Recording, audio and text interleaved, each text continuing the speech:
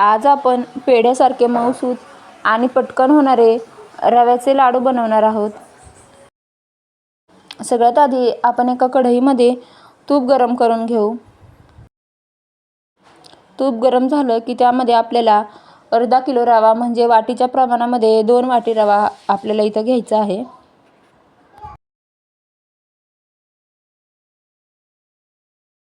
रवा आता आपण थोडा मिक्स करून घेऊ आणि नंतर पुन्हा 1 वाटी रवा त्यामध्ये ॲड करू।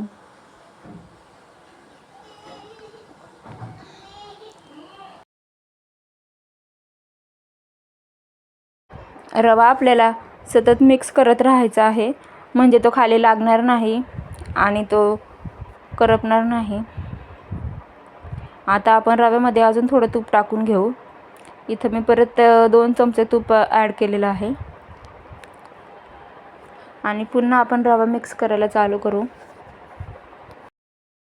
अंदाजे 15 ते 20 मिनिट आपल्याला रवा बारीक गॅसवरती भाजून घ्यायचा आहे। जोपर्यंत रव्याचा रंग बदलत नाही तोपर्यंत आपल्याला गॅसची फ्लेम ही बारीकच ठेवायची आहे। आता आपल्या रव्याचा रंग बदलायला लागलेला आहे, तर आपण त्यामध्ये 1 ते 1.5 वाटी पिठी साखर टाकून घेऊ। 3 वाट्यांसाठी इथं मी 1.5 वाटी पिठी साखर घेतलेली आहे आणि जर तुम्ही 2 वाटी रवा घेत असाल तर त्यामध्ये 1च वाटी पिठी साखर घ्यायची आणि जर पिठी साखर नसेल तर साधी साखरसुद्धा मिक्सरमध्ये बारीक करून घेऊ शकता।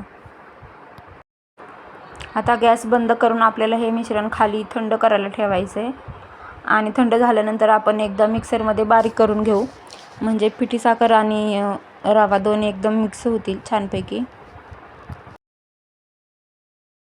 मिक्सर करून झाल्यानंतर आपण हा रवा एका भांड्यामध्ये काढून घेऊ आणि त्यामध्ये थोडंसं दूध टाकून अर्धा ते 1 तास आपण हे मुरत ठेवू, म्हणजे पीठ फुगलं जाईल, त्याचे लाडू छान बांधता येतील आपल्याला। असं एकदा हाताने मिक्स करून घेऊ आणि पीठ एकदम आपण मुरायला ठेवून देऊ अर्धा तास।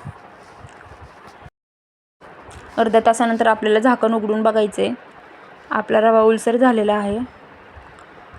जर तुमचा रवा अजूनही ओलसर झालेला नसेल तर त्यामध्ये तुम्ही अजून दूध ॲड करू शकता। आता आपण असा रवा हाताने मिक्स करून घेऊ। रवा पूर्णपणे थंड झालेला आहे।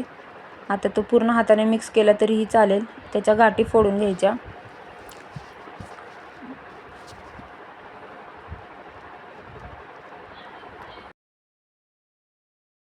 आता आपण लाडू वळत आहेत की नाही ते एकदा बघून घेऊ आणि मिक्स करू आणि एक एक करून आपण लाडू वळायला घेऊ।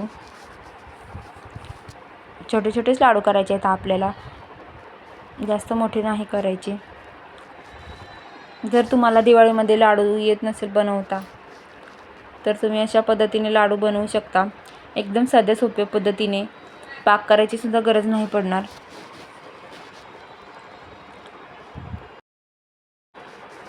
ह्या रव्याच्या लाडूला पाक करायची सुद्धा गरज नाही पडत, पटकन होतात आणि लवकर बांधले सुद्धा जातात आणि शेवटपर्यंत मऊ राहतात। जर रव्याचं मिश्रण हाताला चिटकत असेल तर तुम्ही हाताला तूप तेल लावून मग लाडू बांधा, म्हणजे रवा हाताला चिकटणार नाही। साध्या सोप्या पद्धतीने तयार झाले आपले रव्याचे लाडू। कोणालाही पटकन बनवता येतील असे आणि इतकी साधी सोपी पद्धत आहे आपली। रेसिपी आवडल्यास लाईक करा, शेअर करा।